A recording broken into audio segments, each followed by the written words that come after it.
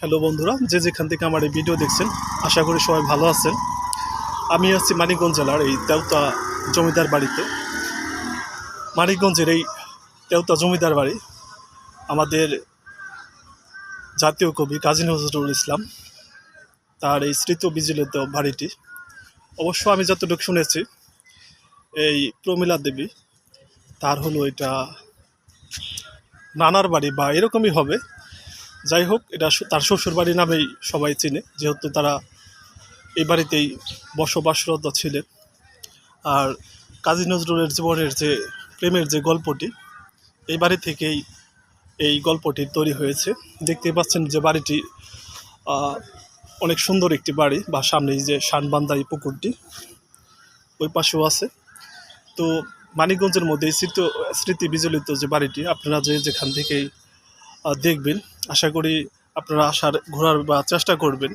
ওই যে দেখতে পাচ্ছেন যে তেওতা জমিদার বাড়িটি, বিশেষভাবে এই বাড়িটি অন্যতম। আপনারাও আসবেন যে যেখান থেকে আমার ভিডিও দেখেন। এই যে বাড়িটি, এটা পুরান একটি বাড়ি, ভেঙে চলে গেছে। তো উপজেলার যে কর্মকর্তারা আছেন তারা এই বাড়িটি ইতিমধ্যে সংস্কার করতেছেন, বা এই যেটি দেখতে পাচ্ছেন যে গেট করা হইতেছে, পাকা করা। আর বর্তমানে ঈদের পরে এখানে মেলা বসেছে।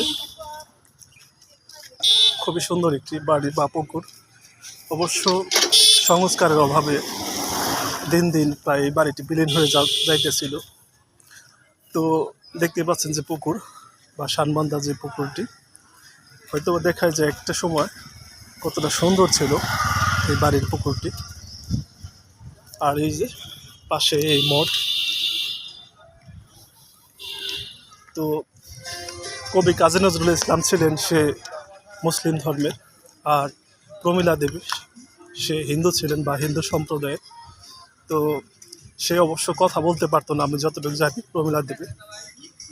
তো এই বাড়িটি ইতিমধ্যে জেলা প্রশাসক সংগ্রহের উদ্যোগ নিয়েছে।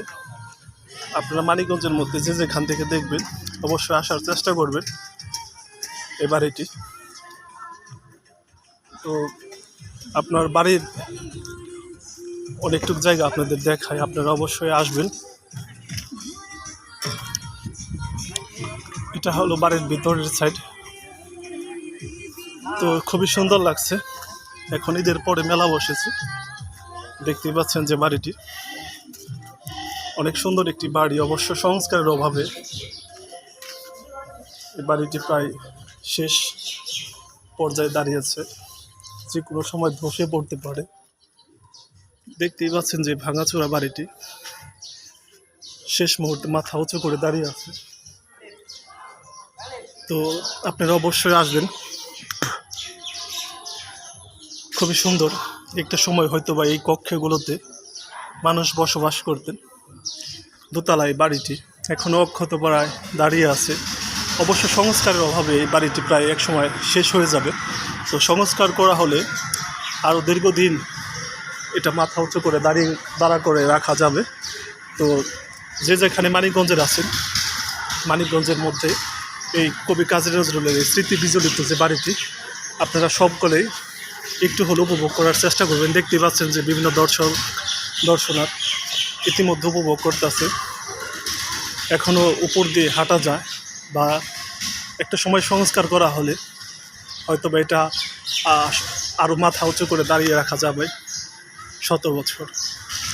ভালো থাকবেন মানিকগঞ্জের যে যেখান থেকে এই ভিডিও দেখছেন। অন্য সময় অন্য ভিডিও নিয়ে কথা হবে। আল্লাহ হাফেজ। আর আমি শাকিল আহমেদ, বিভিন্ন সময় ভিডিও করে থাকি বা দেখিয়ে থাকি। আপনারা সকলে আমার এই পেজটি লাইক বা ফলো দিয়ে অবশ্যই পাশে থাকবেন। প্রচুর গরম ছিল, তার মধ্যেও আপনাদের এই ভিডিও দেখানোর চেষ্টা। অন্য সময় অন্য বিষয় নিয়ে আবার কথা হবে। কবি কাজী নজরুলের এই স্মৃতি বিজড়িত বাড়ি থেকে বিদায় জানাচ্ছি। আল্লাহ হাফেজ। আসসালামু আলাইকুম।